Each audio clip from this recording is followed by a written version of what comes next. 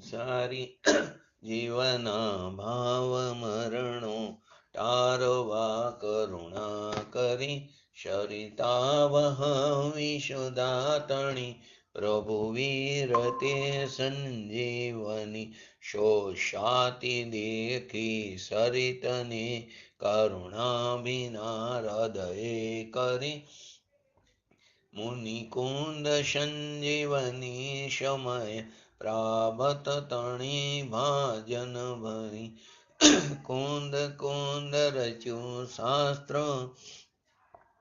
સાથિયા અમૃતે પુર્યા ગ્રંથાધિરાજ તારામ ભાવો બ્રહ્માંડના ભર્યા અહો વાણી તારી પ્રશમ રસભા વિનિતરતી મુમુક્ષુને પાતી અમૃત રસ અંજલિ ભરી ભરી અનાદિની મૂર્છા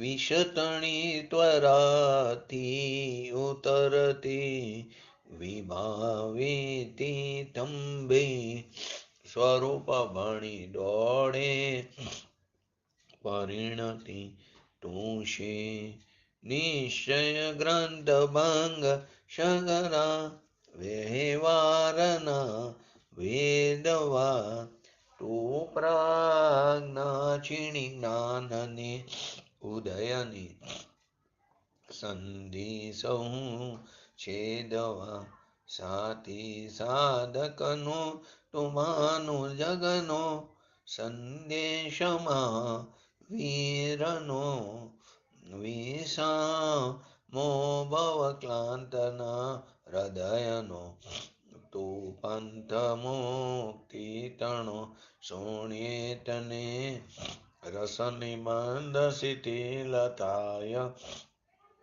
જાણે તને હૃદય જ્ઞાની તણા જણાય તું રૂચતા જગતની રુચિ આરસે સૌ તું રીઝતા સકલ જ્ઞાયક દેવ રીજે બનાવો પત્ર કુંદનના રત્નોના અક્ષરો લખી તથાપી કુંદ સૂત્રોના અંકાએ મૂલ્ય ન કદી તથાપી કાનવાણીના અંકાએ મૂલ્ય ન કદી નમો રેન્ટાણં નમો સિદ્ધાણં નમો આયરણં નમો વજણં નમો લોયેશવ શ્રાવણં ચતારી મંગલમ અરહંતા મંગલમ સિદ્ધા મંગલમ શાહુ મંગલમ કેવલી પંતો ધમો મંગલમ ચતારી લુગુટમાં અરિહંતા લુગુટમાં સિદ્ધા લુગુટમાં શાહુ લુગુટમાં કેવલી પંતો ધમો લુગુટમાં ચતારી શરણ ભોજામી અરિહંતે શરણ ભોજામી સિદ્ધે શરણ ભોજામી સાહુ શરણ ભોજામી કેવલી પંતો ધમો શરણ ભોજામી ઓમ નમો અરિહંતાણમ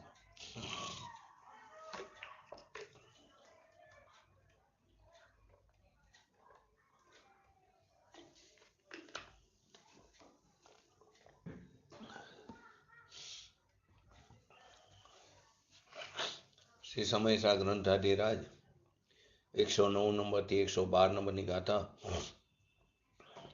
સંક્ષેપમાં સમજ્યા પછી પૂજ્ય ગુરુદેવ શ્રીના પ્રવચનના આધાર સમજી રહ્યા છે. આજે આપણે એનાથી પણ આગળ 113 થી 115 સંક્ષેપમાં સમજશું, એ પૂરું થાય એટલે. તો સૌથી પહેલા 109 થી 112 નું હરિગીત. સામાન્ય પ્રત્યય ચાર નિશ્ચય બંધના કરતા કયા મિથ્યાત્વને અવિરમણ તેમ કશાય યોગો જાણવા. 109 નંબરની ગાથા. તો એની અંદર શું કહે? ચાર સામાન્ય પ્રત્યયોને બંધના કરતા કહેવાના. પ્રત્યય એટલે આશ્રવો, એમાં મિથ્યાત્વ, અવિરત, કષાય અને યોગના રૂપમાં જાણવા જોઈએ. 110 નંબરનું હરિગીત. વરી તેમનો પણ વર્ણવો આ ભેદ 13 પ્રકારનો મિથ્યાત્વથી આદિ કરીને ચરમ ભેદ સંયોગીનો. એટલે કે મિથ્યાત્વ ગુણસ્થાનથી લઈને સંયોગી કેવરી એટલે કે 13મા ગુણસ્થાન સુધી આ ચાર પ્રત્યયોના 13 ભેદ કહેવામાં આવ્યા. 111 નંબરનું હરિગીત ગાથાનું. ઉદ્ગલ કર્મના ઉદયથી ઉત્પન્ન તેથી અજીવા તે જો કરે કર્મો ભલે ભોગતા તેનો જીવન. કે જે આ બધા ખરેખર તો કેવા છે, એ બધા અચેતન છે, કારણ કે પૂતગલ કર્મના ઉદયથી ઉત્પન્ન થાય છે. એ 4 પ્રત્યયો અથવા તો આ 13 ગુણસ્થાનો પ્રત્યય કર્મને કરે તો ભલે કરે, આત્મા એ કર્મનો ભોગતા નથી.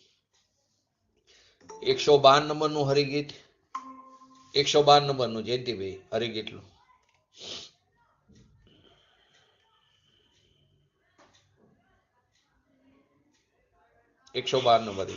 જેથી ખરે ગુણ નામના આ પ્રત્યયો કર્મો કરે, તેથી અકર્તા જીવ છે, ગુણો કરે છે કર્મને. ગુણ એટલે ગુણસ્થાન. અહીં ગુણનો શબ્દ ગુણસ્થાન લીધો છે. ગુણ નામના પ્રત્યયો એટલે કે ગુણસ્થાનો કર્મ કરે છે, તેથી જીવ તો એ કર્મનો અકર્તા જ રહ્યો અને ગુણ જ કર્મને કરે છે. આ ગાથાનો આખો સારાંશ આ રીતે છે. આપણે એમાં ગઈકાલે છેલ્લે કે ભાવ્ય ભાવક ભાવનો અભાવ છે. કોની વચ્ચે? આત્મા અને ઉદ્ગલ કર્મ. ભાવ્ય ભાવક ભાવનો અભાવ છે. તો બધા ભાવ્ય ભાવકનો અભાવનો અભાવ એટલે કે જે કર્મ જે છે પૂતગલ 13 ગુણસ્થાન પૂતગલ એ ભાવક છે અને એનું ભાવ્ય જે નવીન કર્મનો બંધ થાય છે એ એનું ભાવ્ય છે. એવા ભાવકનું જે ભાવ્ય છે એવો જે ભાવ એ ભાવકના ભાવ્યનો ભાવ તો એનો સ્વરૂપમાં અભાવ છે ત્રિકારી દ્રવ્યમાં. એ ભગવાન ચૈતન્ય સ્વરૂપની આગળ જે ગુણસ્થાન જે છે, જે 4 પ્રત્યય છે, 13 પ્રકારના જે ગુણસ્થાન છે તે ભાવક છે અને ભાવ્ય તે નવું જે બંધાય એ એનું ભાવ્ય છે. કોનું? 4 પ્રત્યય અથવા તો 13 પ્રકારના ગુણસ્થાન. અથવા તો એ રીતે લઈ શકો, કર્મ ભાવક છે અને 13 ગુણસ્થાન ભાવ્ય છે. એવા ભાવક ભાવ્યના ભાવનો ભગવાન આત્મામાં અભાવ છે. તો પ્રશ્ન થાય, શ્રોતા એક પ્રશ્ન કરે પ્રવચન સારમાં, તો એને જીવ નો કીધો. તે અપેક્ષા જાણવી જરૂરી છે. આચાર્ય જયસેનજીએ હરધરનું એક્ઝામ્પલ આપ્યું, એવી રીતે પુત્રનું પણ એક્ઝામ્પલ આપ્યું કે બેયનો થઈને છે. એકલો સ્ત્રીનો પુત્ર કહો તો પણ બરાબર નથી, પુરુષનો પુત્ર કહો તો પણ બરાબર નથી. હળદર અને ફટકડી બેય મળીને લાલ રંગ થાય. એકલા હળદરથી લાલ રંગ ન થતો, એકલી ફટકડીથી લાલ રંગ થતો નથી. એમ પુત્ર પણ જે છે બેયનો થઈને છે. એમ પર્યાય પોતાની છે, પોતાની પર્યાયમાં ઉત્પન્ન થાય છે રાગદ્વેષ આદિ વિકારી ભાવ. આ 13 ગુણસ્થાન આદિ પોતાની પર્યાયમાં છે તો પર્યાય. મિથ્યા તો અવિરતિ કષાય યોગ પોતાની પર્યાયમાં છે અને સાથે પૂતગલ કર્મને લીધું છે. એકલું એકાંત લઈ લો એમ નથી. ખરેખર તો જે પર્યાય છે તે કારે વિકૃત અવસ્થા તે સમયે તે ક્ષણે તે કારે તે ઉત્પન્ન થાય. તે ઉત્પન્ન કોણ કરે? એ ઉત્પન્ન પણ કોને? તે જે ઉત્પન્ન છે એ પણ કોને? આવી વસ્તુ જે સ્વીકારે, કોણ સ્વીકારે? કે જેનું લક્ષ્ય દ્રવ્ય ઉપર છે. ફરી વાર શું કીધું? જે પર્યાય છે તે કારે એ વિકૃત અવસ્થા જે છે તે સમયની વર્તમાન પર્યાયની યોગ્યતા તે સમયે તે કારે ઉત્પન્ન થાય. હવે એ ઉત્પન્ન પણ કોને વાત છે? આવું કોને સમજમાં આવશે? કે જેનું લક્ષ્ય દ્રવ્ય ઉપર છે. ક્રમબદ્ધનું લક્ષ્ય તેનું દ્રવ્ય છે. જેને દ્રવ્ય ઉપર લક્ષ્ય, જેને દ્રવ્યને સ્વીકાર છે એને જ ક્રમબદ્ધનો યથાર્થતાનો સ્વીકાર છે. ક્રમબદ્ધના લક્ષવાળો વાસ્તવમાં અકર્તા છે. અકર્તા છે માટે તે જ્ઞાતા દ્રષ્ટા છે. એ જ્ઞાતા દ્રષ્ટા છે તો એ જ્ઞાનને જાણે છે, અંદર જ્ઞાયકને પણ જાણે છે. અને એ રાગાદી ભાવ, રાગાદીનો ભાવ એનો નથી, એ પરનો છે એમ કરીને કાઢી નાખ્યો છે. જે જ્ઞાતા દ્રષ્ટા છે એ પોતાના જ્ઞાનને જાણે છે, એટલે કે અંદર પોતાના જ્ઞાયકને જાણે છે. તો એને રાગદ્વેષ આદિનો જે ભાવ છે એનો નથી, એ પરનો છે, પૂતગલનો છે, પૂતગલ છે એમ કહીને કાઢી દે. એને એ રાગ પછી કર્મ જ કરાવે છે. એને રાગ એ પછી કર્મ જ કરાવે છે. એની પર્યાયની એના કોઈ ગુણમાં એવો કોઈ ગુણ નથી કે જે વિકાર રૂપે પરિણમન કરે. અનંત અનંત ગુણોમાં એવો કોઈ ગુણ નથી જીવનો કે જે વિકાર રૂપે પરિણમન કરે, એટલે કે રાગને કરે. રસકંદથી ભરેલો ભગવાન આત્મા છે. એ કેવી રીતે ગુણસ્થાનને કરે? અને ગુણસ્થાન કર્મને કરે તો ભલે કરે, એમાં આત્માને શું એમ કહેવા માંગે છે. કેમ કે અહીંયા તો શું છે? અતિન્દ્રિય આનંદનું વેદન છે.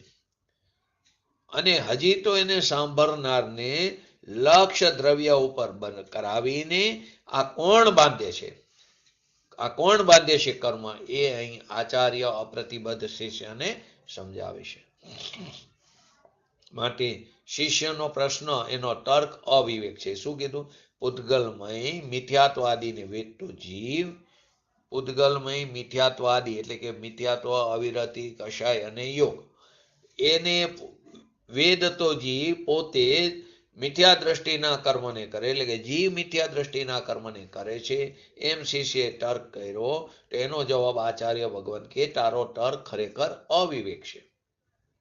કારણ કે તે બંને વચ્ચે ભાવ્ય ભાવક ભાવનો અભાવ છે. ને ભાવ્ય ભાવક ભાવનો અભાવ હોવાથી આત્મા નિશ્ચયથી પૂતગલમય જે મિથ્યાત્વાદી છે એનો ભોગતા પણ નથી, કરતા પણ નથી. જીવ દ્રવ્ય છે એ મિથ્યાત્વને કેવી રીતે ભોગવે? જીવ દ્રવ્ય ત્રિકારી દ્રવ્યની અપેક્ષા નિશ્ચયથી એ રાગને કેવી રીતે ભોગવે? વસ્તુ તો વસ્તુ છે. તો કે શિષ્ય કે પર્યાયથી તો વાત કરી છે.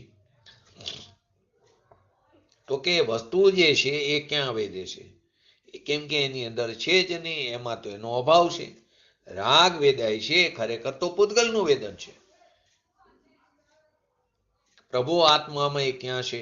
એને રાગનું કરવું પણ નથી, રાગનું વેદવું પણ વસ્તુમાં ક્યાં છે? આવો ચૈતન્ય ભગવાન આત્મા તે મોટો મહાત્મા છે. એ વિકારને કેમ કરે? તે વિકારને કેમ ભોગવે? તો કે આવો પોતાનો દ્રવ્ય સ્વભાવ જે મારો પોતાનો છે, એ દ્રવ્ય સ્વભાવ છે કેવો? ત્રિકાર નિરાવરણ, અખંડ પ્રતિભા સમય, પ્રત્યક્ષ પ્રતિભા સમય 320 નંબરની ગાથામાં. તો એને આવરણ હોય તો એને ગુણસ્થાનના ભેદ પડે. એને આવરણ ત્રિકાર નિરાવરણ છે. ગુણસ્થાન આદિના ભેદ તો પર્યાયમાં પડે છે, દ્રવ્યમાં થોડા ભેદ પડે છે. એ તો પર્યાયને સંબંધ છે રાગનો, દ્રવ્યને ક્યાં સંબંધ છે રાગ સાથે? પ્રભુ જે ભગવાન આત્મા છે એને હિસાબે તો આ 13 ગુણસ્થાન જે છે એ બધું પૂતગલ અચેતન છે. એ કર્મનો પાક છે, કર્મનો વિપાક છે. પ્રભુનો પાક નથી. એનો પાક તો અતિન્દ્રિય આનંદ હોય. પ્રભુ તો આનંદનો નાથ છે, તો એના પાકમાં તો અતિન્દ્રિય આનંદનો પાક ઉગે, એમાં થોડો રાગનો પાક આવે. એ તો પૂતગલનો પાક છે. માટે તું વેદનારો આત્મા છે તો તું કરતા છે એમ જો તું કહેવા માંગે, શિષ્યને કહે છે, તે તારો તર્ક ખોટો છે, અવિવેકથી ભરેલો છે. એ કરતા નથી એમ એનો વેદક પણ નથી. તો નિશ્ચયથી પૂતગલ દ્રવ્યમય મિથ્યાત્વ આદિ, મિથ્યાત્વને પૂતગલ કીધા. મિથ્યાત્વ પરિણામને, અવિરતિ પરિણામને, કષાયના પરિણામે, યોગના એટલે કે જોગના પરિણામને, એ બધાને પૂતગલના કીધા. પૂતગલના પરિણામનો પાક કીધો તો એને પૂતગલ કહી દીધા 75 નંબરની ગાથામાં. પૂતગલ પરિણામ કહીને પછી છેલ્લે પૂતગલ કહી દીધા હતા. તો કે અંદર જે ભગવાન આત્મા બિરાજે છે તો ચૈતન્ય હીરો છે, અતિન્દ્રિય આનંદથી ભરેલો છે, ચૈતન્ય સ્ફટિક છે. એ સ્ફટિક રતનમાં કાળા, પીળા, લીલા, વાદળી, ભૂરા આદિ રંગની જાય એવી ક્યાંથી? જ્યારે સિદ્ધ કરવું હોય તો એ કાળી, પીળી, રાતી, જાય એની યોગ્યતાથી આવી છે, એથી થઈ છે. ત્યારે એ પર્યાયને સિદ્ધ કરવાની વાત છે.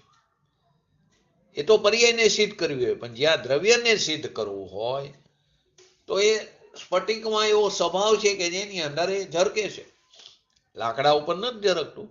વાસ્તવમાં તે પર્યાયની જ એવી યોગ્યતા નથી. એની પોતાની યોગ્યતા છે, પર્યાયની પોતાની યોગ્યતા. લાકડું રાખો તો નહીં પડે જાય, કેમ કે એમાં યોગ્યતા નથી. એવી રીતે પૂજ્ય ગુરુદેવ શ્રી દિવાશ્રેણીનું પણ એક્ઝામ્પલ આપતા, સાથે લોઢાનું પણ આપતા.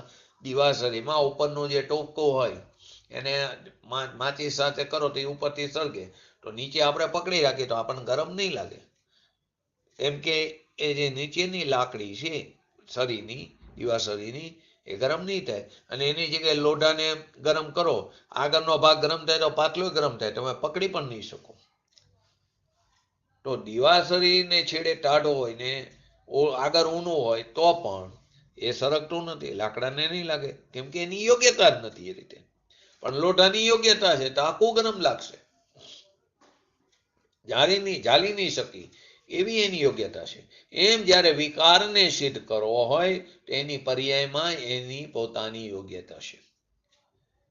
જ્યારે વિકાર સિદ્ધ કરવો હોય તો એ તત્સમયની વર્તમાન પર્યાયની યોગ્યતા છે. અહીં તો કે છે પર્યાયની, અહીં તો દ્રવ્યને સિદ્ધ કરવું છે. કે કેવું છે દ્રવ્ય? તો કે સકર નિરાવરણ અખંડ એક પ્રત્યક્ષ પ્રતિભા સમય, એવું શુદ્ધ પરમ પ્રણામિક પરમ ભાવ લક્ષણ નિજ પરમાત્મા દ્રવ્ય તે હું છું, ખંડ જ્ઞાન તે હું નહીં.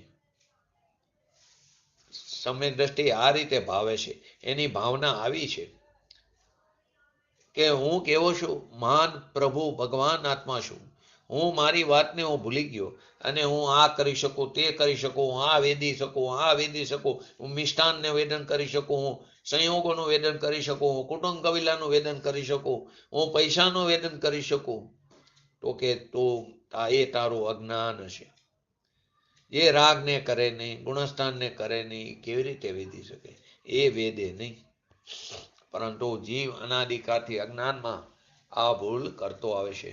તો પૂતગલ દ્રવ્ય જે છે મિથ્યાત્વ આદિ, એનો ભોગતા પણ નથી, તો પૂતગલ કર્મનો કરતા જ આત્મા કેવી રીતે હોય?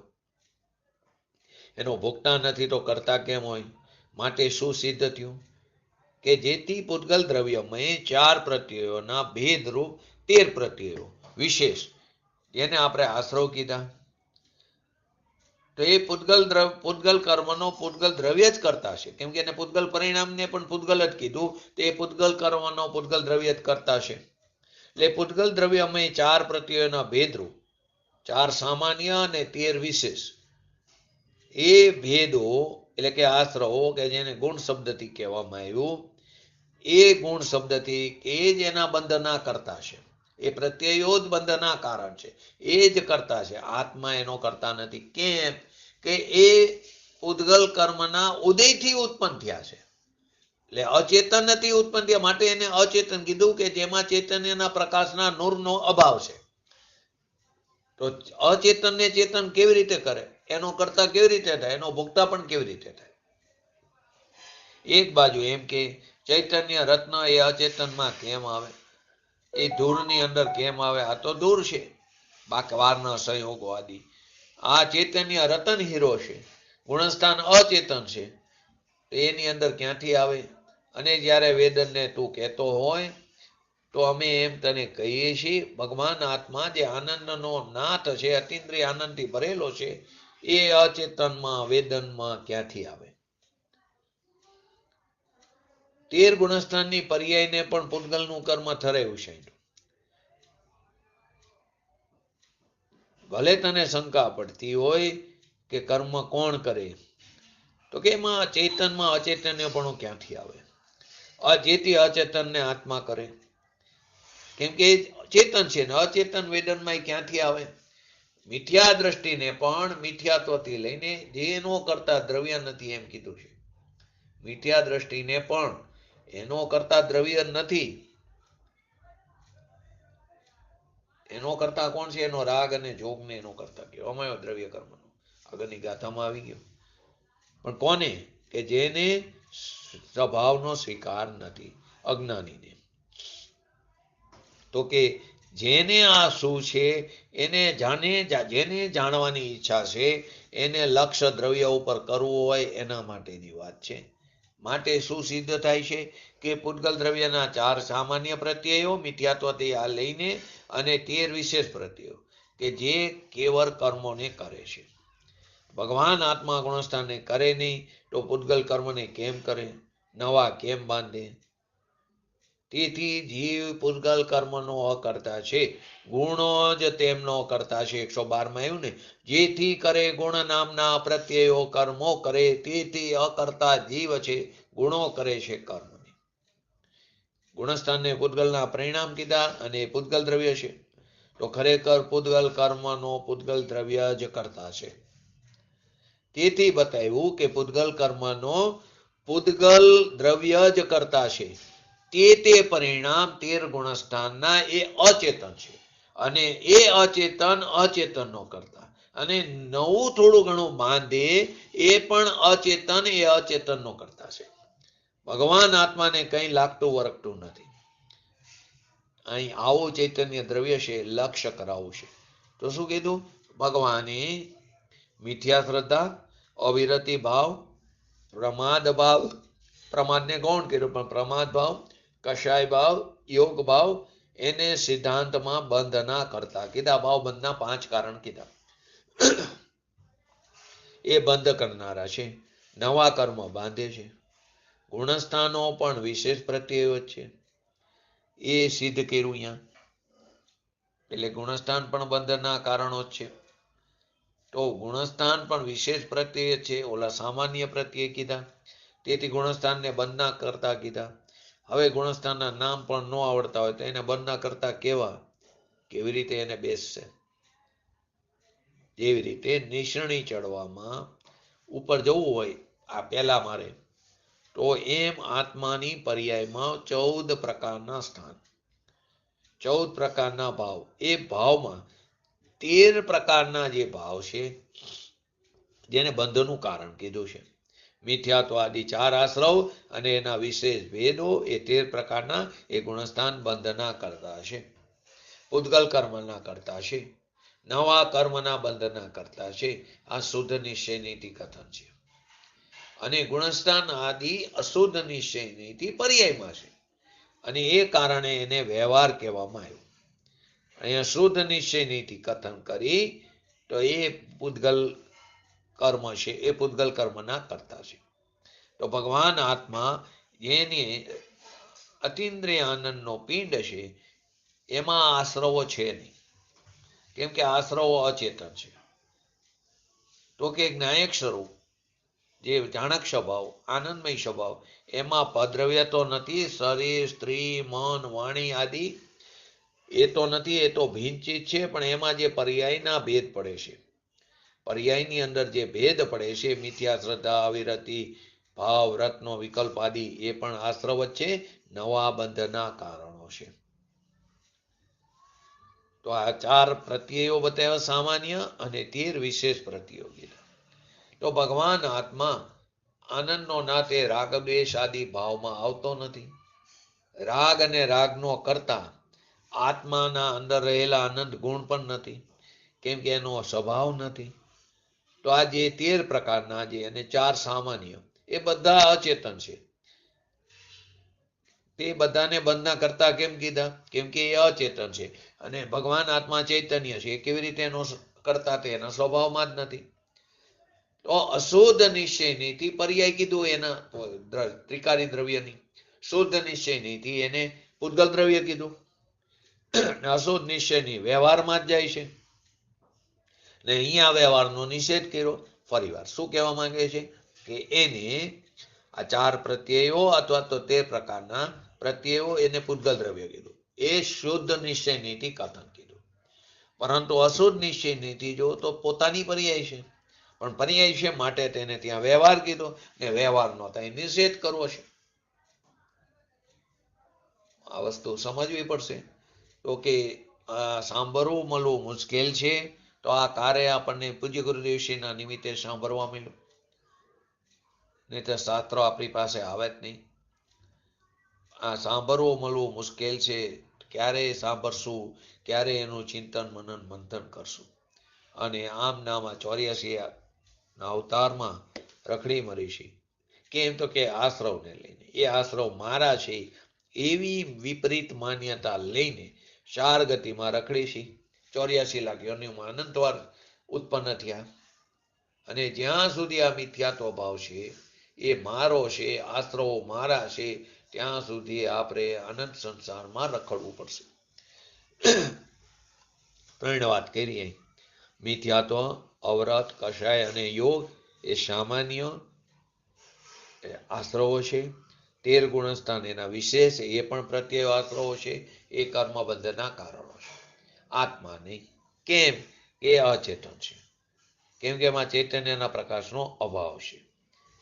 રાગ, દ્વેષ, ગુણસ્થાન આદિ એમાં ચૈતન્ય જ્ઞાયક ભાવનો અભાવ છે. એ કારણે ગુણસ્થાનો અને મિથ્યાત્વ, અવ્રત આદિને અચેતન કહેવામાં આવ્યા. એક બાજુ ચૈતન્ય અને એક બાજુ પર્યાયમાં રાગ આદિ ગુણસ્થાન અચેતન. સમજવું તકલીફ પડે. પોતાની જ પર્યાય એને અચેતન કીધું. કેમ? કેમ કે પૂતગલ કર્મના ઉદયથી ઉત્પન્ન થયા માટે એને અચેતન કીધું, એને પૂતગલ કીધું. તો કે આ સમજવું તકલીફ પડશે.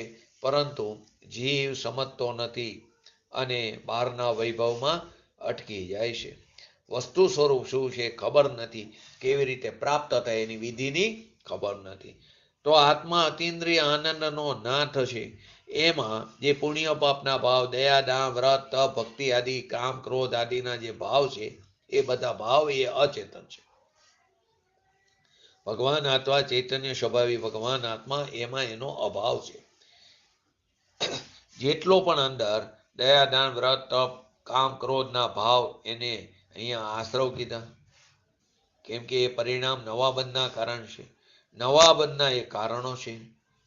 તો એ નવા બંધનું કારણ કેમ? કે અચેતન છે. કેમ અચેતન? કે પૂતગલ કર્મના ઉદયથી ઉત્પન્ન થયા છે. તો દયાનો ભાવ આવો, રાગ જે છે, દયાનો ભાવ આવો, રાગ આદિ જે છે, શરીર, વાણી, મન, કુટુંબ એ બધાને સાચવવાનો ભાવ એ આવે, એ પાપ કીધું. દયાનો ભાવ આવે એને પુણ્ય કીધું. પણ એ બધું બંધનું કારણ છે. કેમ? કે ભગવાન આત્મા તો ચેતન છે અને અહીંયા રાગ છે અચેતન છે. તેમાં ચૈતન્યનું કિરણ નથી. જેમ સૂર્યના કિરણમાં પ્રકાશ હોય એમ ચૈતન્ય સ્વરૂપ પ્રકાશની ભગવાન મૂર્તિ એમાં એના કિરણ એ રાગમાં આવતા નથી. માટે રાગ અચેતન. મહાવ્રતના પરિણામ, 12 વ્રતના પરિણામ એ બધાને અચેતન કીધું ને ચેતનમાં એનો અભાવ છે. તો કે આવું પ્રત્યય અચેતન પૂતગલ દ્રવ્યમય જ છે. અચેતન કહીને રાગદ્વેષ આદિને પૂતગલમય કીધું. પાપ કરીને આખો દી આપણે રખડી છીએ 4 ગતિમાં. સાંભળવા મળે તો પાછું એવું મળે કે વ્રત કરો, કે ને માએ ઉપદેશ દેવા વાળા પણ એવા મળે.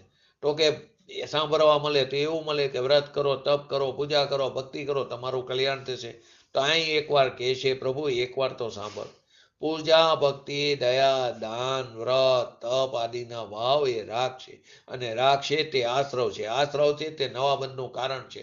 કેમ કે અચેતન. અચેતન કેમ કે પૂતગલ કર્મના ઉદયથી તે ઉત્પન્ન થાય છે. માટે ક્યાંય પણ કશાયની મદદતાપૂર્વક પણ શુભ કર્યો એને પણ અહીંયા રાગ કીધો, અચેતન છે. દાન માટે પૈસા ખર્ચા રાગ મંદ કરીને, પરંતુ એ રાગ જ અચેતન નવા બંધનું કારણ કીધું. તો આવો ભગવાન આત્મા અતિન્દ્રિય આનંદથી ભરેલો એની અનંત કાળમાં આપણને ક્યારે ખબર નથી પડી. સર્વજ્ઞ દેવનો હુકમ છે એક વાર સાંભળ. મનુષ્ય દેહ મળ્યો છે, એકવાર સાંભળ. નહીં સાંભળીશ તો આમનામાં અવતાર ચાલ્યો જશે. કે અંદર જે ચૈતન્ય સ્વરૂપ આનંદ કંદ સ્વરૂપ ભગવાન આત્મા છે એ પુણ્ય પાપના આશ્રવ ભાવથી કેવો એ ભિન્ન છે. પુણ્ય પાપના ભાવ અચેતન હોવાથી ભિન્ન છે. પછી શુભ વિકલ્પ હોય કે અશુભ વિકલ્પ હોય, રાગ હોય, બંને કેવા છે? અચેતન છે. ચૈતન્ય ભગવાન આત્મામાં એનો અભાવ છે. જેવી રીતે સાકરનો ગાંગડો હોય, પૂજ્ય ગુરુદેવે એક્ઝામ્પલ આપ્યું હોય કે એની ઉપર કોઈ મેલ હોય તો બાળક જે છે તે સાકર ખાતો હોય અને ઉપર હાથ અડાડે તો મેલ હોય, તો મેલ છે એ સાકર નથી. મેલ તો ભિન્ન ચીજ છે. એમ સાકર નામ અતિન્દ્રિય આનંદનો સાકરનો ગાંગડો છે ભગવાન આત્મા. એમાં પુણ્ય પાપના મેલ એ અચેતન છે. શરીર તો અચેતન તો ક્યાંય દૂર રહી ગયું. એના પ્રદેશો તો આપણા પ્રદેશોથી તદ્દન પૃથક છે. પૈસા આદિ એ પણ અચેતન છે, એ પણ દૂર થઈ ગયું. મિષ્ટાન, ખોરાક, પાક બહારનો એ બધું અચેતન છે. એ ઘઉં આવવાનો હોય, બાજરો આવવાનો હોય, જવ આવવાનો હોય, એના કારણે આવવું હોય તો આવે, પૈસાથી એ આવતું નથી. કેમ કે પૈસા જુદી ચીજ છે, અનાજ બીજી ચીજ છે. એટલે એક કોર રામ ને એક કોર ગામ, એક કોર ભગવાન આત્મા કે જેની અંદર અતિન્દ્રિય આનંદ ભરેલો છે, અનંત ગુણો એની અંદર પડેલા છે, એ એની પ્રજા છે, એનાથી એ અશૂન્ય છે અને રાગ દ્વેષ આદિ વિકાર ભાવથી શૂન્ય છે. એનાથી પુણ્ય પાપના ભાવ, મિથ્યાત્વ, અવિરતિ, કષાય, યોગ, તેરે ગુણસ્થાન, એ બધાને અહીંયા અચેતન કીધા, પૂતગલ કીધા, અશુદ્ધ નિષેધથી. એની પર્યાયમાં હોવા છતાં તો રાગ, ગુણસ્થાન, મિથ્યાત્વ, અવરત, વ્રતના વિકલ્પ આદિ બધું પૂતગલ દ્રવ્યમય છે. તો કે અચેતન ચિત્ત છે એ પોતાના છે એવી માન્યતા, એનું નામ મિથ્યાત્વ છે, જૂઠી શ્રદ્ધા. જૂઠા ભાવના કરવાના કારણે અનંત છે. જૂઠી આ માન્યતાને કારણે ભાવ થાય છે. જૂઠી શ્રદ્ધામાં અનંત ભાવ કરવાનો ગર્ભ અંદર પડેલો છે. વિપરીત માન્યતામાં અનંતા 84 અવતાર કરવાનો ગર્ભ પડ્યો છે. તેથી શું સિદ્ધ થયું? પૂતગલ દ્રવ્ય પૂતગલ કર્મનું કરતા છે, એ અચેતન છે. નવા કર્મ બંધમાં એ કરતા છે, આત્મા નથી. આખો દિવસ નવા માણસને તો આખરું લાગે, સાંભળવું હોય, આખો દિવસ સંસારના પાપ કર્યા હોય, ધર્મ તો નથી, પુણ્યના પણ ઠેકાણા નથી. અને કદાચ સેજ પણ પુણ્ય કરે તો એ કશાયની મંદતાપૂર્વક હોય અને પાછળ પરિણામમાં પલટો થાય તો સંક્રમણ થઈને એ શુભ ભાવ અશુભમાં ફેરવાઈ જાય. પૂજ્ય ગુરુદેવશ્રી વારંવાર એક્ઝામ્પલ આપતા આપે પુણ્યના સ્વરૂપે લાખ રૂપિયાનું દાન કરે, 50,000નું, 5 લાખનું, કરોડનું, પણ એરણની ચોરી અને સોયનું દાન. એરણની ચોરી છે સોનીની ત્યાં, અને સોયનું દાન, એમાં મેર ક્યાંથી ખાય? આજે મોટા મોટા કરોડપતિ હોય, એ કરોડ રૂપિયાનું દાન આપે. પાલ્લા પ્રતિષ્ઠામાં પહેલા જ પ્રવચનની અંદર દેવેન્દ્રજી બીજોલિયાએ આ જ વાત કરી હતી કે 1 કરોડનું દાન આપો, તો એની પાસે 1 કરોડ હોય ને 1 કરોડનું દાન નથી દેતો. એની પાસે કરોડો રૂપિયા હોય, એમાં 1 કરોડનું દાન કરે.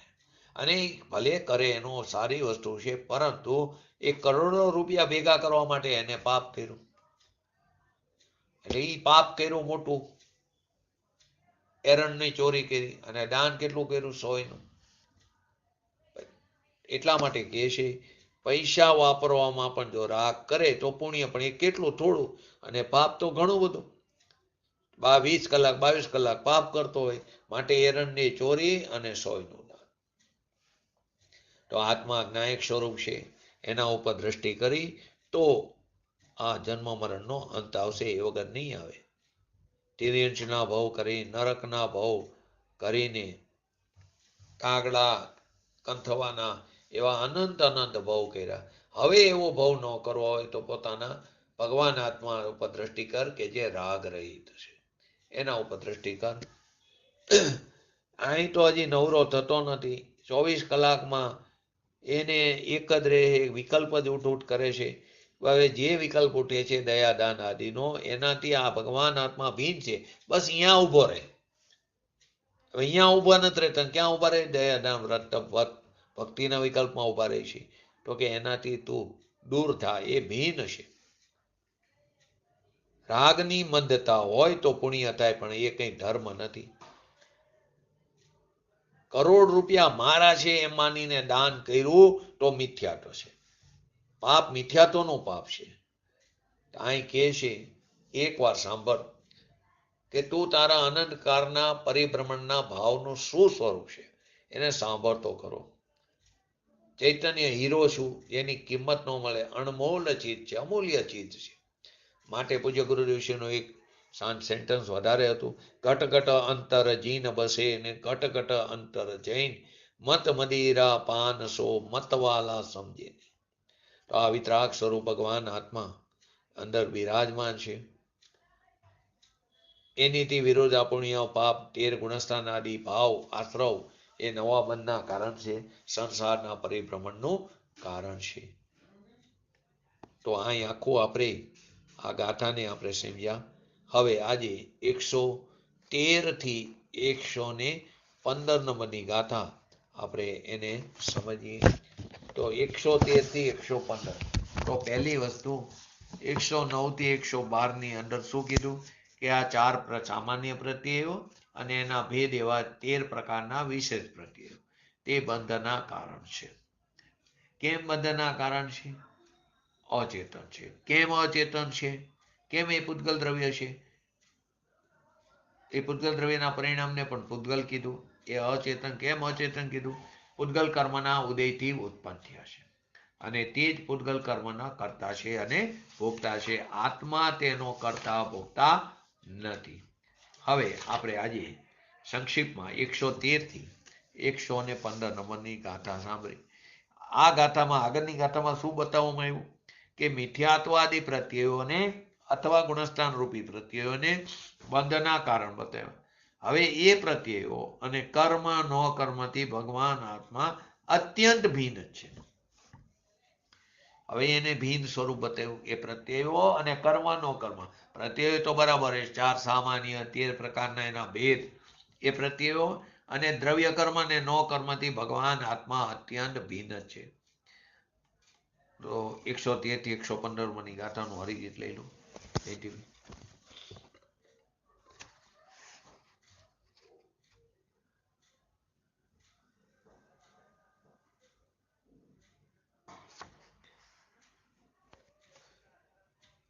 ખોલ્યો શાસ્ત્રમાં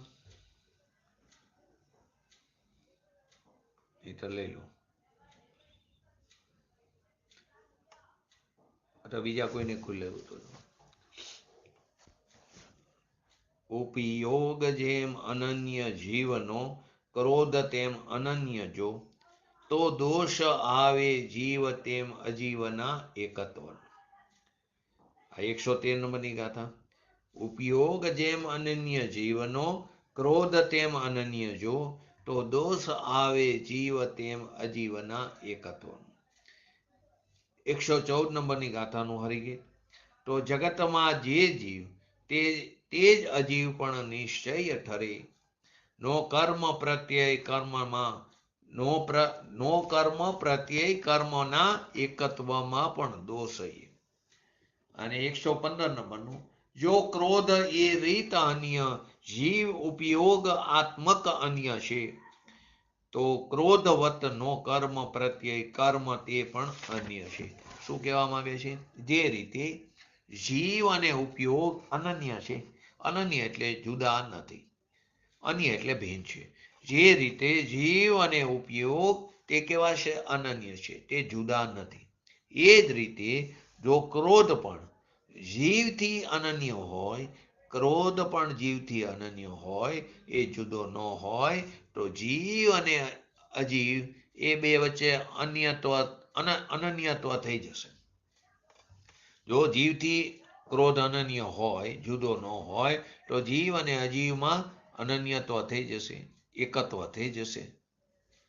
આવું થવાથી જગતમાં જે જીવ છે એ જ નિયમથી કેવો થઈ જશે? અજીવ થઈ જશે. અને એવા જ પ્રકારનો દોષ પ્રત્યયમાં પણ લાગે, કર્મોમાં પણ લાગે, નો કર્મમાં પણ આવશે. હવે તું આ દોષના ભયથી એમ કહે કે ક્રોધ અન્ય છે. અન્ય ઓલામાં અનન્ય હતું. અન્ય એટલે જ ભિન્ન છે. અને ઉપયોગ સ્વરૂપી જીવ એ પણ અન્ય છે. તો જે પ્રકારે ક્રોધ જીવથી અન્ય થશે એ જ પ્રકારે પ્રત્યય કર્મ અને નો કર્મ એ પણ જીવથી અન્ય સિદ્ધ થશે.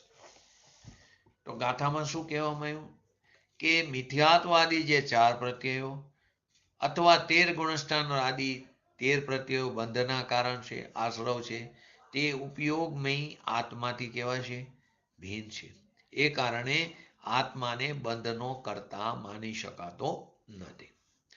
આત્માને બંધનો કરતા માનવાથી, આત્માને બંધનો કરતા માનવાની જે ભાવનાથી જો આ પ્રત્યયોને આત્માથી અભિન્ન બતાવવામાં આવે, 4 સામાન્ય અને 13 પ્રકારના વિશેષ, એ પ્રત્યેને આત્માથી અભિન્ન બતાવવામાં આવે તો પછી જ્ઞાનાવણી આદિ દ્રવ્ય કર્મો એટલે 8 કર્મ એટલે કે 148 ઉત્તર પ્રકૃતિ, અને શરીર આદિ નો કર્મો એને પણ આત્માથી અભિન્ન માનવા પડશે. એટલે દ્રવ્ય કર્મ અને નો કર્મને પણ આત્માથી અભિન્ન માનવા પડશે. જે કોઈ પણ દ્રષ્ટિથી એ ઉચિત નથી, યોગ્ય નથી. કારણ કે કર્મ અને નો કર્મમાં એકત્વ રાખવું, મમત્વ રાખવું અને એમનો કરતા ભોગતા આત્માને માનવો, એ જ એનું નામ તો અજ્ઞાન છે. કેમ કે કર્મ અને નો કર્મમાં એકત્વ રાખવો, મમત્વ રાખવું અને એમનો કરતા ભોગતા આત્માને માનવું, એનું નામ અજ્ઞાન કીધું, મિથ્યાત્વ કીધું. એ બધી વાત આગળની ગાથાઓમાં આવી ગઈ છે. તો આત્મખ્યાતિમાં આ ગાથાને કઈ રીતે સ્પષ્ટ કર્યું કે જેમ જીવના ઉપયોગપણાને લીધે જીવથી ઉપયોગ અનન્ય છે, જીવના ઉપયોગમયપણાને લીધે જીવ ઉપયોગથી કેવો છે? અનન્ય, જુદો નથી. તેમ જડ ક્રોધ પણ અનન્ય છે એવી જો પ્રતીતિ કરી. શું કીધું? જેવી રીતે જીવ ઉપયોગમયપણાને લીધે જીવ ઉપયોગથી અનન્ય જ છે, એમ જડ ક્રોધ પણ અનન્ય જ છે એવી જો પ્રતિપત્તિ એટલે કે પ્રતીતિ કરી તો શું થશે? ચિદ્રૂપના અને જડના અનન્યપણાને લીધે જીવને ઉપયોગમયપણાની જેમ જડ ક્રોધમયપણું પણ આવી જાય. જો બંને વચ્ચે ચિદ્રૂપ એટલે ભગવાન આત્મા અને જડના અનન્યપણાને લીધે જીવને ઉપયોગમયપણાની માફક જડ ક્રોધમયપણું આવી જશે. એમ થતા જે જીવ છે તે જ અજીવ ઠરશે. તો એ જીવ અજીવ ઠરશે તો જીવનો લોપ થશે, તો અન્ય દ્રવ્યનો લોપ થશે, લોકનો લોપ થશે. આ જ પ્રકારનો દોષ પ્રત્યયમાં પણ લાગશે. આ જ પ્રકારનો દોષ કર્મ નો કર્મ એમાં પણ લાગશે કે જે બધા જીવથી અનન્ય છે માનવાથી આ પ્રકારનો દોષ બધામાં લાગશે. હવે જો આ દોષના ભયથી એમ સ્વીકારવામાં આવે કે ઉપયોગાત્મક જીવ છે ને 115 નંબરની ગાથામાં શું કીધું? જો ક્રોધ એ રીતે અન્ય જીવ ઉપયોગ આત્મક અન્ય છે, તો ક્રોધવત નો કર્મ પ્રત્યય કર્મ તે પણ કેવું છે? અન્ય છે. તો આ દોષના ભયથી એમ સ્વીકારવામાં આવે કે ઉપયોગાત્મક જીવ અન્ય જ છે અને જડ સ્વાભાવિક ક્રોધ પણ કેવો છે? અન્ય જ છે. તો જેમ ઉપયોગાત્મક જીવથી જડ સ્વાભાવિક ક્રોધ અન્ય છે, તેમ પ્રત્યય કર્મ નો કર્મ પણ ઉપયોગાત્મક જીવથી કેવા છે? અન્ય જ છે. એમ સિદ્ધ થશે. જે રીતે ક્રોધ સિદ્ધ થાય એવી રીતે આ પણ સિદ્ધ થશે. કારણ કેમ કે એમનામાં ને જડ સ્વભાવપણામાં કોઈ તફાવત નથી. ક્રોધમાં જડ સ્વભાવમાં ક્રોધમાં અને આમનામાં કોઈ તફાવત નથી. જેમ ક્રોધ જડ છે તેમ પ્રત્યય કર્મ નો કર્મ આદિ બધા કેવા છે? જડ છે. જીવને અને પ્રત્યયને એકપણું નથી. હવે આ જ ગાથાને જયચંદજી સાબળામાં એની ટીકાના ભાવમાં જયચંદજી સાબળાએ ભાવાર્થમાં અતિ સંક્ષેપથી શું બતાવ્યું કે મિથ્યાત્વાદી આશ્રય તો જડ સ્વભાવ છે. મિથ્યાત્વાદી આશ્રય એ તો જડ સ્વભાવ છે અને જીવ છે ચૈતન્ય સ્વભાવ છે. જો જળ અને ચેતન એક થઈ જાય તો બિન દ્રવ્યનો લોપ થઈ જશે. એ તમારો મહાદોષ ઉત્પન્ન થશે. એટલે નિશ્ચયનો શું સિદ્ધાંત છે કે આશ્રવ અને આત્મામાં એકત્વ નથી, બંને ભિન્ન ભિન્ન છે. એનું તાત્પર્ય શું થયું કે પ્રત્યય રૂપ આશ્રવ ભાવો જ બંધના કારણ છે. ભગવાન આત્મા બંધનું કારણ નથી. ભગવાન આત્મા તો બંધનું કારણ છે જ નહીં, પણ આત્માનો ઉપયોગમય સ્વભાવ પણ બંધનું કારણ નથી. ભગવાન આત્મા તો બંધનું કારણ નથી, પરંતુ એનો ઉપયોગમય જે સ્વભાવ છે એ પણ બંધનું કારણ નહીં. કેમ કે જાણવું દેખવું આત્માનો સ્વભાવ છે અને સ્વભાવ ક્યારે બંધનું કારણ હોઈ શકે નહીં. મિથ્યાત્વાદી ભાવ વિભાવ છે, જડ છે, એ જ બંધનું કારણ છે. હવે આ ગાથાનો ભાવ પૂજ્ય ગુરુદેવજીએ અત્યંત સ્પષ્ટ કર્યો કે પુણ્ય પાપના ભાવ મિથ્યાત્વ અવિરતિ કષાયો એ બધા આશ્રવો કેવા છે? પ્રત્યયો છે. શરીર, મન, વાણી આદિ બધા નો કર્મ છે. જ્ઞાનાવણી આદિ 8 કર્મ મૂળ પ્રકૃતિ એ જળ કર્મ છે. એ બધાને જો આત્મા કરે તો આત્મા એ બધાથી અનન્ય એટલે કે અભિન્ન ઠરે અને એ બધા જળ સ્વરૂપ છે. તેથી આત્માને પણ જળ માનવો પડશે. આવી માન્યતાથી ચૈતન્ય દ્રવ્યનો લોપ થવાનો પ્રસંગ ઉત્પન્ન થાય. તો ભગવાન આત્મા તો સ્વરૂપથી કેવો હોય? શુદ્ધ જ્ઞાતા દ્રષ્ટા છે. પુણ્ય પાપના ભાવોનો પણ જ્ઞાતા દ્રષ્ટા છે. એ પરનો કરતા અથવા પરરૂપ ક્યારેય થતો નથી. તો પર પદાર્થ પણ જ્ઞાતા દ્રષ્ટા થતા નથી. આ કારણે જીવથી રાગ કેવો છે? અનન્ય છે એવું માનવાથી જે દોષ આવે છે એ દોષ પ્રત્યયમાં પણ લાગશે, કર્મોમાં પણ લાગશે, નો કર્મોમાં પણ લાગશે. કયો દોષ? કે આત્માથી તે અભિન્ન છે એમ માનવાથી જે દોષ છે એ બધામાં લાગશે. માટે શું સિદ્ધ થયું? કે ચૈતન્ય ઉપયોગમય પોતાનો જે ભગવાન આત્મા જ્ઞાન સ્વરૂપ જીવ જુદો છે અને જળ સ્વાભાવિક ક્રોધ તે જુદો છે. શુભાશુભ ભાવ તે જળ છે અને ચૈતન્યમય આત્માથી તે ભિન્ન છે, જુદા છે, અન્ય છે. આચાર્ય જયસેનજીએ પણ તાત્પર્ય વૃત્તિમાં આત્મખ્યાતિનું વાતને બતાવી છે, પરંતુ તેમને પ્રશ્નોત્તરના રૂપમાં સિદ્ધાંત પણ પ્રસ્તુત કર્યો. તે કઈ રીતે કર્યો? આપ ઘણીવાર કહો છો, પ્રશ્ન શું છે સમજો. આપ ઘણીવાર કહો છો કે શુદ્ધ નિશ્ચય નહીંથી જીવ ક્રોધાદિનો અકર્તા છે અને વ્યવહાર નહીંથી કરતા છે. શું કીધું? શુદ્ધ, આ નહીં સમજવું પડશે. શુદ્ધ નિશ્ચય નહીંથી જીવ ક્રોધાદિનો અકર્તા છે અને વ્યવહાર નહીંથી કરતા છે. હવે સવાલ એ છે કે જે રીતે વ્યવહાર નહીંથી જીવ દ્રવ્ય કર્મનો કરતા છે એ જ રીતે વ્યવહાર નહીંથી ભાવ કર્મનો પણ એ કરતા છે. તો પછી દ્રવ્ય કર્મ અને ભાવ કર્મ એ બંનેમાં એકત્વ પ્રાપ્ત થશે. ફરીવાર સવાલ શું થયો? કે વ્યવહાર નહીંથી તમે કહો જીવ દ્રવ્ય કર્મનો કરતા છે, એ જ રીતે વ્યવહાર નહીંથી એ ભાવ કર્મનો પણ કરતા છે, રાગ દ્વેષ આદિનું. તો પછી દ્રવ્ય કર્મ અને ભાવ કર્મ એ બંનેમાં એકત્વ થઈ જશે, કારણ કે બંનેનો કરતા આત્મા વ્યવહાર નહીંથી જ છે. પ્રશ્નો પહેલા ખ્યાલ આવ્યો કે નહીં? જયંતિભાઈ, અમિતાભાઈ, વ્યવહાર નહીંથી જીવ દ્રવ્ય કર્મનો અકર્તા છે, બરાબર? એટલે દ્રવ્ય કર્મનો કરતા છે વ્યવહાર નહીંથી. નિશ્ચય નહીંથી, શુદ્ધ નિશ્ચય નહીંથી દ્રવ્ય કર્મનો એટલે કે ક્રોધાદિ આદિનો અકર્તા છે, વ્યવહાર નહીંથી કરતા છે ભાવ કર્મનો આદિનો. એવી રીતે વ્યવહાર નહીંથી જીવ દ્રવ્ય કર્મનો પણ કરતા હોય, વ્યવહાર નહીંથી ભાવ કર્મનો પણ કરતા હોય. તો પછી દ્રવ્ય કર્મ અને ભાવ કર્મ વચ્ચે બંનેમાં એકત્વ પ્રાપ્ત થશે, કેમ કે બંનેનો કરતા આત્મા વ્યવહાર નહીંથી જ છે.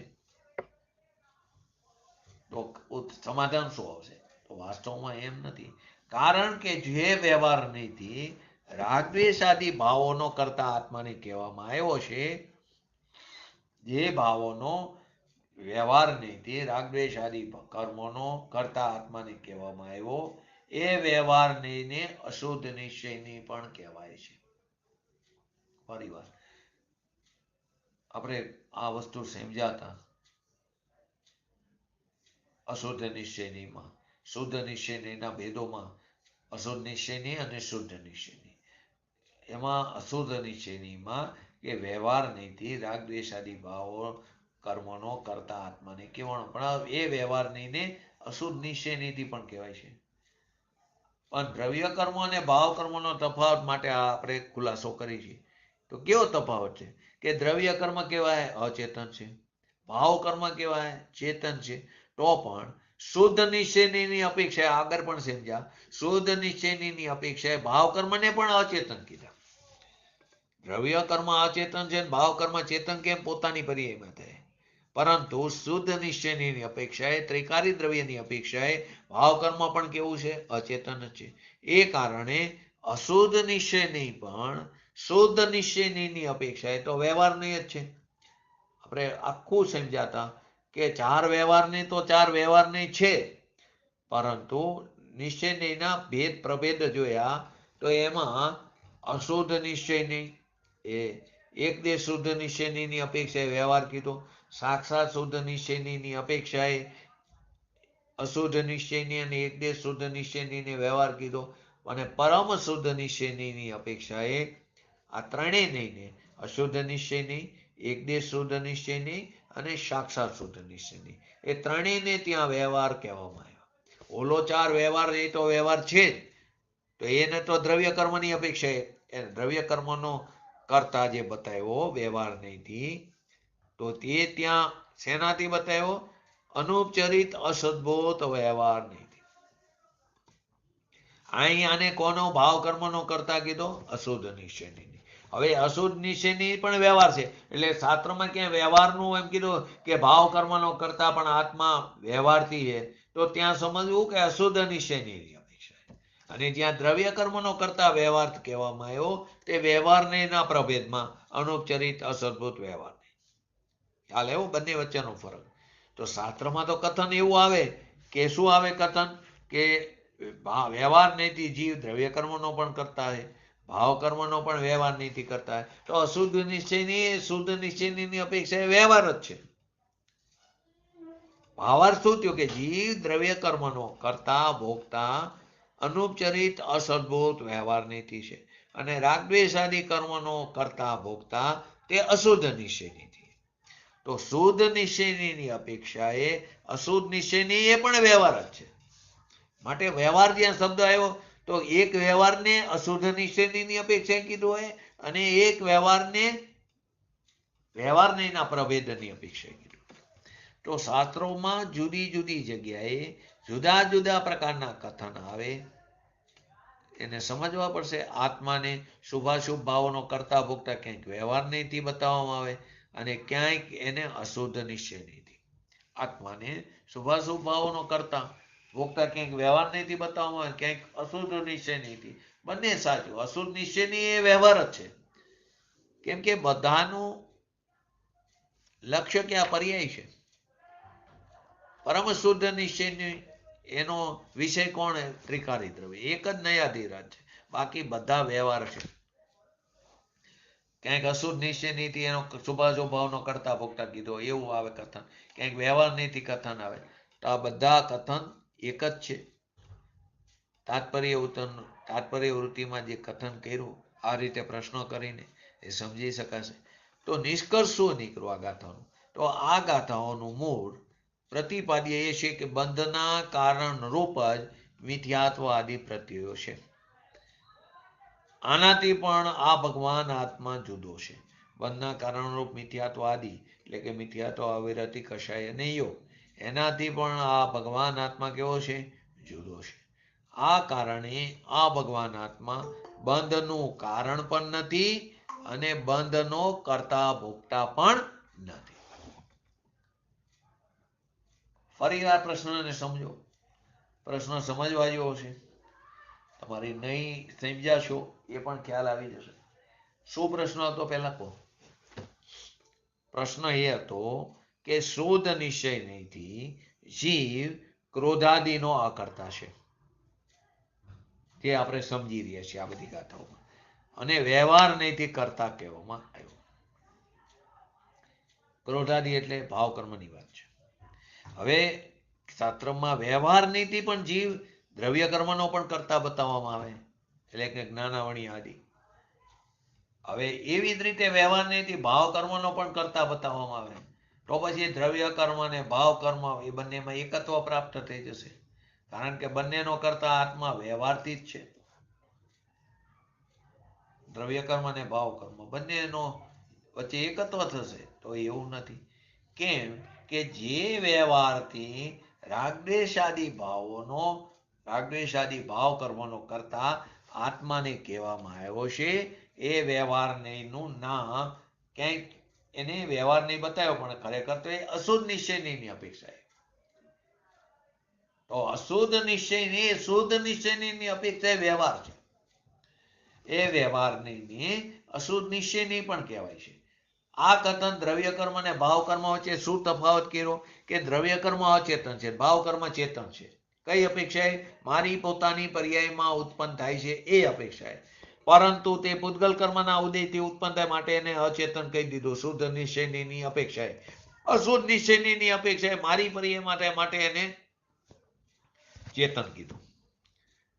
તો પણ શુદ્ધ નિશ્ચયની અપેક્ષાએ ભાવ કર્મને અચેતન કીધું. એ કારણે અશુદ્ધ નિશ્ચયની પણ શુદ્ધ નિશ્ચયની અપેક્ષાએ વ્યવહાર નહીં જ છે. ચાર વ્યવહાર તો વ્યવહાર છે જ. ક્યાં ચાર વ્યવહાર? સદભૂત અને અસદભૂત. સદભૂતના બે ભેદ, ઉપચરિત સદભૂત, અનુપચરિત સદભૂત. અસદભૂતના બે ભેદ, ઉપચરિત અસદભૂત, અનુપચરિત અસદભૂત. તો ચારે ચાર ભેદ પ્રભેદ એ શું છે? એના પણ ઘણા ભેદ પડે, આપણે સર જવું નથી એમાં. તો એ ચાર ભેદ તો કેવા છે? વ્યવહાર છે જ. પરંતુ નિશ્ચયની મૂળ ભેદ બે છે, શુદ્ધ નિશ્ચયની ને અશુદ્ધ નિશ્ચયની. શુદ્ધ નિશ્ચયની ત્રણ ભેદ છે, એક દેશ, સાક્ષાત અને પરમ.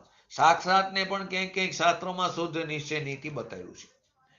તો આ જે ચાર ભેદ છે નિશ્ચયના, એમાં એક અશુદ્ધ નિશ્ચયની. એનું શું પરિભાષા હતી? પર્યાયની અશુદ્ધતાને લક્ષમાં લઈને આખા દ્રવ્યને અશુદ્ધ કેવું, તે અશુદ્ધ નિશ્ચયનીનું કથન. જેમ કે જીવ રાગી છે, જીવ ક્રોધી, તો થોડો ભગવાન આત્મા રાગી, ભગવાન આત્મા થોડો ક્રોધી, તો એની પર્યાયને અશુદ્ધતાને લક્ષમાં લઈને કથન કર્યું છે. તો એ અશુદ્ધ નિશ્ચય નહીં, તે એક દેશ શુદ્ધ નિશ્ચયની અપેક્ષાએ વ્યવહાર છે. સાક્ષાત શુદ્ધ નિશ્ચયની અપેક્ષાએ અશુદ્ધ નિશ્ચયની અને એક દેશ શુદ્ધ નિશ્ચયની વ્યવહાર છે. અને પરમ શુદ્ધ નિશ્ચયની કે જેનો વિષય પરમ પ્રણામિક ભગવાન આત્મા છે, કે જે કર્મનો અકર્તા અભોક્તા, પદ્રવ્યનો અકર્તા અભોક્તા છે. એની અંદર ગુણસ્થાન નથી, માર્ગના સ્થાન નથી, કંઈ જ નથી. એવું ત્રિકારી દ્રવ્ય એ પરમ શુદ્ધ નિશ્ચયની, જેને આપણે નયાધિરાજ કેમ કે એનો વિષય ભગવાન આત્મા છે. એ પરમ શુદ્ધ નિશ્ચયની અપેક્ષાએ આ ત્રણ નિશ્ચયની એ વ્યવહાર છે. કેમ કે ત્રણેયનો વિષય પર્યાય છે, અને જ્યાં જ્યાં પર્યાય ત્યાં વ્યવહાર. એ ત્રણેય વ્યવહાર છે, અને વ્યવહાર નહીં તો વ્યવહાર છે જ. માટે અહીં કીધું કે જીવ એટલે કે અશુદ્ધ નિશ્ચય નહીં, પણ શુદ્ધ નિશ્ચયની અપેક્ષાએ વ્યવહાર નહીં જ છે. તો ભાવાર્થ શું થયો? કે જીવ દ્રવ્ય કર્મનો કરતા ભોગતા, તે વ્યવહાર નહીં કથન. પણ ક્યાં વ્યવહારનું? અનુપચરિત અસદભૂત વ્યવહાર નહીં કથન. પ્રભેદમાં જાવ તો, અને ખાલી ભેદમાં જાવ તો અસદભૂત વ્યવહાર નહીં કથન છે. અસદભૂત એટલે જે મારામાં નથી. તો દ્રવ્ય કર્મ મારામાં નથી, માટે તે શું થયું? અસદભૂત થયું. હવે એની અંદર પણ ડાયરેક્ટ સંબંધ અથવા તો સંબંધથી સંબંધ. તો આ ડાયરેક્ટ સંબંધ છે, માટે તે અનુપચરિત અસદભૂત વ્યવહાર નહીં. અને રાગદ્વેષાદી ભાવોનો કરતા ભોગતા અશુદ્ધ નિશ્ચય નહીં. શુદ્ધ નિશ્ચયની અપેક્ષાએ અશુદ્ધ નિશ્ચયની એ વ્યવહાર જ છે. માટે શાસ્ત્રમાં જુદા જુદા પ્રકારના કથન આવે. આત્માને શુભાશુભ ભાવનો કરતા ભોગતા ક્યાંક વ્યવહાર નહીં કીધું હોય, ક્યાંક અશુદ્ધ નિશ્ચયની, તો ગભરાવાની જરૂર નહીં. એ અશુદ્ધ નિશ્ચયની એ પણ વ્યવહાર નહીં જ છે. ને જ્યાં વ્યવહાર કીધું ત્યાં સમજવું કે અશુદ્ધ નિશ્ચયની અપેક્ષાએ. તો આ ગાથાનું મૂળ પ્રતિપાદ્ય છે કે બંધના કારણરૂપ જે મિથ્યાત્વાદી પ્રત્યયો છે, એનાથી પણ આ ભગવાન આત્મા જુદો છે. આ કારણે ભગવાન આત્મા બંધનું કારણ પણ નથી, બંધનો કરતા ભોગતા પણ નથી. આની વિશેષ ચર્ચા આપણે આવતીકાલે 113 નંબરથી 115 નંબરની ગાથાની, જે આ સંક્ષિપ્તમાં સમજ્યા, એની વિશેષ ચર્ચા કાલે પૂજ્ય ગુરુદેવશ્રીના પ્રવચનના આધારે સમજશું. જય દિનેન્દ્ર. દિનવાણી સ્તુતિ.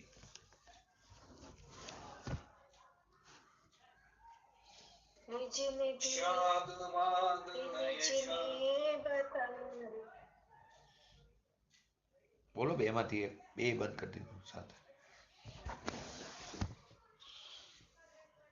निज निधि निज में बताई यह अनंत उपकार है, इसके लिए जिन वाणी माँ को वंदना शत बार है, वंदना शत बार है. નમો રિંટાણું નમો સિદ્ધાણું નીકે જ્ઞાન છે સૂજે લોકાલોક સોવાણી મસ્તક ચડો દેતવો દો. નમો રિંટાણું નમો વાણી ભારતી તોય જપુ દિન જો તેરા શરણા ગયે તો સો પાર સુખ છે. નમો રિંગટાણંગ નમો સિદ્ધાણંગ નમો ઐરણમ નમો અવજાણમ નમો લય સવ શ્રવણમ ચતારી મંગલમ અરિહંતા મંગલમ સિદ્ધા મંગલમ શાહુ મંગલમ કેવલીપંતો ધર્મો મંગલમ ચતારી લોકોતમા અરિહંતા લોકોતમા સિદ્ધા લોકોતમા શાહુ લોકોતમા કેવલીપંતો ધર્મ લોકોતમા ચતારી શરણ ભોજામી અરિહંતે શરણ ભોજામી સિદ્ધે શરણ ભોજામી શાહો શરણ ભોજામી કેવલીપંતો ધર્મો શરણ ભોજામી બોલીએ શ્રી પંચ પરમેશ્વરી ભગવંતોનો જય હો બોલીએ શ્રી જીનવાણી માતનો જય હો બોલીએ શ્રી પરમ પૂજ્ય પરમોપકારી શ્રી સદગુરુ દેવનો જય હો બોલીએ શ્રી પ્રસમમૂર્તિ ભગવતી માતનો જય હો બોલીએ શ્રી સનાતન જય દિગંબર ધર્મનો જય હો જય હો જય જિનેન્દ્ર. જય જિનેન્દ્ર.